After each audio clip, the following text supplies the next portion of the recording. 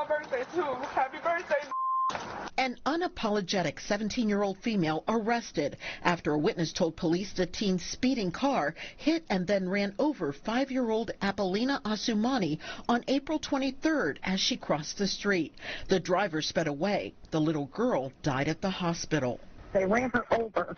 Oh, no. Hours earlier on West 50th, 19 Investigates found it took Cleveland police at least 34 minutes to respond. Dashcam confirms it. We began asking questions after neighbors first told me they want to know why. Well, we've been over here waiting on the police, but ain't nobody showed up yet. The first 911 recording provided to us, a dispatcher sounds distracted, overwhelmed as she works to get police to the scene. Okay, I'm getting it over here. It's okay. I think my brain is shut off.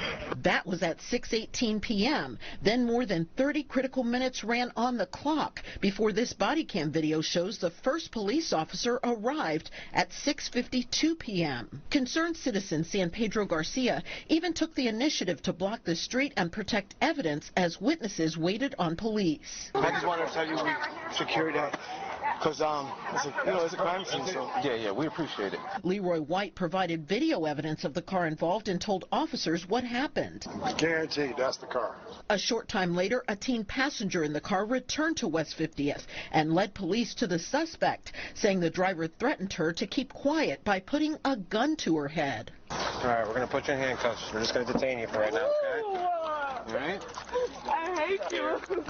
In this body cam, the arrest of the 17-year-old suspect allegedly behind the wheel without a license when she hit the 5-year-old. Court records obtained by 19 Investigates show she has a violent history and refused to remain silent even as she's arrested. It's going to be a 10-3-1 female. 19 News reached out to Cleveland police several times inquiring why it took police more than 30 minutes to respond to that hit and run. A police spokesperson in writing only saying this matter is under investigation. Reporting live in Cleveland, Michelle Nix, 19 News. Fallout tonight in a story 19 News first told you about last week. Timothy Loehmann, the Cleveland cop who shot and killed Tamir Rice, was hired to police in another community. But the state's attorney general says his hiring was illegal. And now the president of council and his wife, also a council member, have resigned. This photo of Timothy Loehmann, the Cleveland cop who shot and killed Tamir Rice, sent social media into a fury last week as Loehmann was sworn in as a police officer in a small town 300 miles away in rural Pennsylvania. The mayor of Tioga, David Wilcox. I thought it was a little weird right from the beginning. The community of Tioga immediately outraged. Citizens protested in the streets, putting Loehmann, the former Cleveland officer, on notice that he was not welcome in their town. And following the outrage on social media and by Samaria Rice, the mother of Tamir Rice, he is a bad apple for anybody police department across the country. Loehmann withdrew his application the very next day and resigned. In a swift move, the Pennsylvania Attorney General sent this letter to Tioga's council president, Steve Haslett, making it clear that Loehmann's hiring was illegal because records show that a background check was not performed when Tioga hired Loehmann. The mayor says he was told the new officer had been vetted. I was under the understanding through our police committee and our borough president that they did an extensive background check on him, everything checked out. The Attorney General makes it clear they violated state law. Tioga Council President Haslett and his wife Mary Beth, also a council member, have now resigned. But the controversy doesn't end there. The mayor has confirmed to CBS affiliate WENY that he swore in who he thought was Timothy Loehmann, not Timothy Loehmann. That information was being withheld from myself and 3 of the other council members. So did the former Cleveland officer, never charged with Tamir Rice's death, but ultimately fired from Cleveland PD for falsifying his job application, falsified this application, or did City Council conceal it? Oh, I'm extremely upset over this. The fallout from Loehmann's attempt to return to law enforcement is still being felt. Could those town officials face criminal charges for illegally hiring the Cleveland officer? We do know that 2 other council members plan to resign. Reporting in Cleveland, Michelle Nix, 19 News. Guns in the wrong hands have shattered lives and killed dreams. Children and young adults too often the victims and suspects of these violent crimes. Everybody wants to be feared. They think fear is the new form of respect, when in all actuality it's not. It just causes more danger.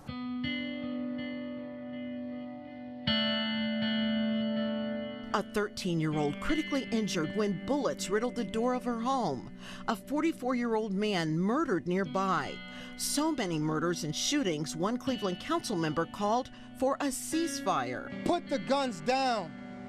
Stop shooting into parks. Sitting down with concerned citizens in the Black community most often affected by the gun violence, I wanted to get real about how we got here, what's at the root of the problem, and where we're headed if the killing culture doesn't stop. Gregory Carey of Cleveland, who spent years in bank finance, now the founder of Sons of Cleveland United. Things have come to roost because these are the product of the children from our last battle with the crack era. So these are the children, they are the manifestation or the byproduct of what happened in the 80s and 90s. Now they're 21, 22, 23, and they didn't just go away. They're out here in society. Back then, in many neighborhoods, the crack epidemic wreaked havoc on the social fabric, and kids suffered. Today, Carey says, at the root of the crime and violence, access to illegal guns, far too easy to get on the street. A gun is probably about as mobile as a used car. You use it, you get rid of it. Illegal weapons already used in crimes have shooters wanting to get some distance from the evidence while profiting at the same time. Somebody will sell you a quote-unquote a dirty gun because they want to get rid of it. So they're thinking, if I've done a crime with this weapon, the further I'm away from it, the better. You could probably acquire a gun the same as easy as buying a pack of Newports. And how do they become ensnared in the violence? Life in neighborhoods with few opportunities and little hope. Life caught in the trap. The trap is where that's the lifestyle of a drug dealer. Maybe they don't got no food at home, or they don't got their mom is struggling the bills, and they see how these other people out here selling drugs and killing people to make money, and they was just thinking like, I need money too. And just as tragic and heartbreaking as the killing, drugs, and violence, the tragedy of children who can't imagine their own future or a better life. A lot of kids my age and even younger really do believe that they're not going to make it to 30. In my next Silence the Violence report, solutions aimed at stopping the bloodshed and changing the culture of the streets. Reporting in Cleveland, Michelle Nix, 19 News. Good evening, Tiffany and Chris. At this hour, all quiet outside of Akron's Justice Center. No protesters here. That's because Akron's downtown curfew was reinstated by the mayor. It runs from 10 p.m. until 6 a.m. until further notice. Now, this all happened because Wednesday night there was a clash between police and protesters, and 2 of those arrested were also hospitalized.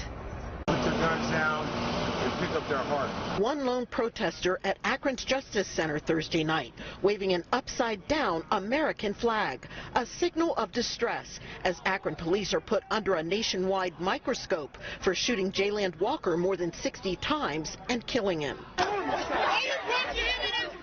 Now video has emerged from Wednesday night of 2 Akron police officers holding back the arms of a protester as a 3rd officer punches that protester repeatedly in the face. The clash happened after police ordered protesters to get off of High Street and onto the sidewalk. Police say the group was warned several times. Protesters, including Franklin Ragsdale of Akron, tell a different story. The police came and demanded that we get on the sidewalk or they were going to arrest us. So as we started to move towards getting on the sidewalk, they all came down with pepper spray and they started just grabbing people up. 2 of 7 protesters arrested for rioting are now hospitalized, including the man seen here, repeatedly punched in the face by an officer. That man is Michael Harris, also known as Activist Pressure. They grabbed Michael Harris up. As you can see from the video, had his hands behind his back. They just start punching him in the face, trying to take him to the ground. He didn't have a fighting chance. There was so many police on him. Get off of him! also hospitalized a man in his 60s, Jacob Blake Sr., who protesters say was immediately confronted by police when he got out of his van. He was handicapped. Again, he posed no threat to the police, but they still met him with violence. The hospital was put on lockdown last night and tear gas deployed. Police say about 100 protesters blocked the entrance to the emergency room.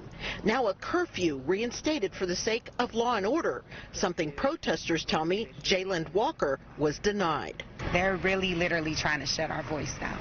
They don't want us to be heard, but the world has already seen it.